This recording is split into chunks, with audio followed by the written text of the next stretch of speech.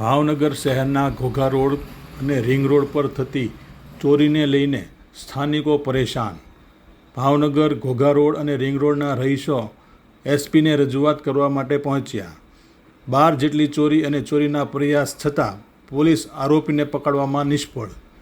ઘટના સમયે પોલીસ તાત્કાલિક પહોંચે છે, પરંતુ આજ દિન સુધી કોઈ આરોપી પકડાયેલ નથી. તાજેતરમાં રિંગ રોડ પર 2.5 લાખ રૂપિયાની ચોરીનો બનાવ બન્યો હતો. મોટા ભાગની ચોરી ધોળા દિવસે થતી હોવાનું આવ્યું સામે, ત્યારે રોષે ભરાયેલા સ્થાનિકો દ્વારા ભાવનગરના એસપી હર્ષદ પટેલને રજૂઆત કરવા માટે પહોંચ્યા. તમારું નામ?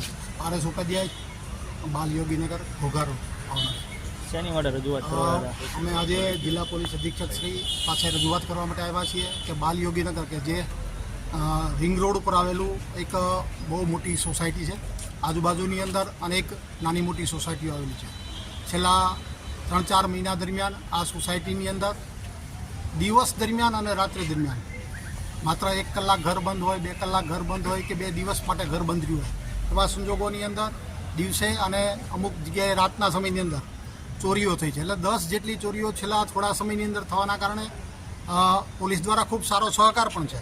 પોલીસ દ્વારા તરત ઘટના સ્થળ ઉપર આવે છે, તપાસની કાર્યવાહી થાય છે. પરંતુ છેલ્લા થોડા સમય દરમિયાન થયેલી આ ચોરીની કારણે સોસાયટીની અંદર એક પ્રકારનો ભયનો માહોલ રહે છે. કારણ કે આ સોસાયટીની અંદર મજૂરી કામ કરનારા, વ્યવસાયની અંદર ધંધો કરનારા અને નોકરિયાત વર્ગો છે, અને એને વારંવાર પોતાના વ્યવસાયના કારણે, પોતાના રોજગારના કારણે બહાર જવું પડે છે. એવા સંજોગોની અંદર બહેનો ઘરે હોય, શાકભાજી લેવા, કરિયાણું લેવા બહાર જાય, અને આવા સમયની અંદર ઘટનાઓ બને ત્યારે એ દુઃખદ પરિણામ છે.